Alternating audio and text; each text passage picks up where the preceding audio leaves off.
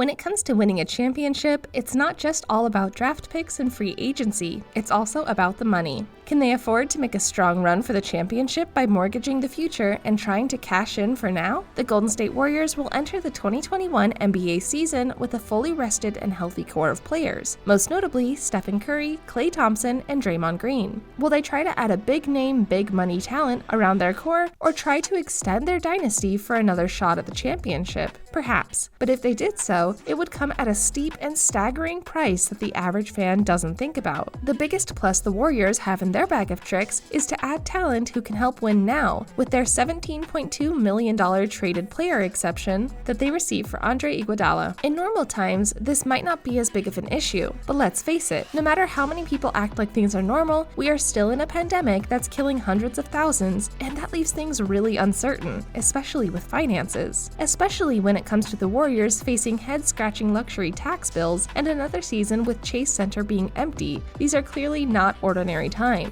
To us, the fans, the Warriors are a basketball team who need to do anything they can do to build a championship. But to the organization, the Golden State Warriors are a business. As much as they want to dominate on the court, they want that off the court as well. Don't believe it? Just take a look at the new Chase Center, their state-of-the-art $1.6 billion privately financed sports and entertainment complex in downtown San Francisco. The aim of the Warriors organization is not just to be the best dynasty ever, but to be a global sports and media empire. They are thinking just like moguls. They want it to be the West Coast's answer to Madison Square Garden. At the end of the day, the Warriors are a business, not a hollowed-out narcissistic smoke show filled with hyperbole and fluff. So, needless to say, the financial picture really matters. But before we jump in, please remember that if you've enjoyed the video thus far and want to hear more about if the Golden State Warriors will pay a major price in exchange for another NBA championship, please remember to hit the like and subscribe buttons and make sure to tell your friends and family about the journey we are about to embark on. Now let's dive in a bit deeper. The league is facing a tricky negotiation on finances, not just with the teams, but the league itself is bleeding a good amount of money, even with salvaging the season via the bubble. Approximately 40% of the league's revenues are driven from what? Let's not forget this important answer is from fans attending games in person. As the league is negotiating the start of the season, whether it's on Christmas or early next year, the NBA is working hard to find ways to ensure at least part of next season can involve fans. But unfortunately, this is not something in their control unless Commissioner Silver is secretly Thanos. The Warriors are even more exposed than most other teams, with around 80% of their revenues coming via Chase Center. So, with the Warriors facing enormous luxury tax bills and question marks as to how next season will be played, what should they do? Protect the money or roll the dice? In the best case scenario, the league and Players Association are able to negotiate a deal with a salary cap fixed at current levels of spending. This would mean a cap of $109.14 million and a tax line of $132.6 million. For the Golden State Warriors, that best case scenario is still back-breaking financially. With the current contracts they have on the books next year, including the second pick in the 2020 draft, the Warriors will be paying around $157.5 million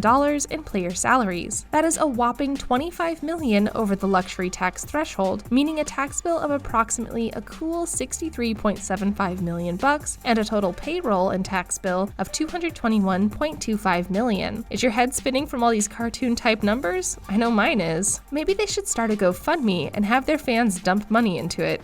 They can dive deeper into all the technical numbers and exceptions, but the reality are the Warrior fans overall. Golden State would likely be on the hook for around $341 million if they use all the tools they can to build a championship contender. $341 million. Let that sink in for a minute. That can buy 1,364 Ferraris that each cost $250,000. So ask again, what should they do? Given the option, the Warriors have generally spent whatever they need to in order to put a winning team on the floor. The Warriors organization understands that the incredible success of their business is fueled by their team on the floor. They are a smart organization and understand that the better teams are going to create more value, and that's what they are looking to do. But they have also made financially driven choices recently, most notably trading away a host of players at the trade deadline back in February, including to D'Angelo Russell to duck under the luxury tax line this season. This meant they will avoid the repeater tax in the 2021 season, which increases the tax penalties for teams repeatedly over the luxury tax. That has turned out to be a huge positive, potentially saving them as much as $45 million. So, as you can see, a lot of their decisions are money motivated, even if they really did like D'Angelo Russell and thought he was a better fit. But as catastrophic and damning as this all appears to be, there is one thing for sure, and that's that the organization will do what they can to build the strongest team possible. Do the Warriors have choices? The Warriors will certainly want to keep that salary slot alive, and with it, future flexibility, including the possibility of executing a superstar trade without having to include the negative value of Wiggins' contract. So they'll have to bite the bullet financially if they want to be one of the top and elite teams in the association. But within that construct, they have choices. For starters, they can probably just hand out longer minimum contracts, as they did to secure second-round draft pick Eric Paschall for an extra season on the cheap. The Warriors would save around $34.5 million in salary and tax bills. But their best option financially may actually be their best option on the court. If the Warriors combine the traded player exception with their second overall draft pick, they should be able to get a much better veteran via the trade.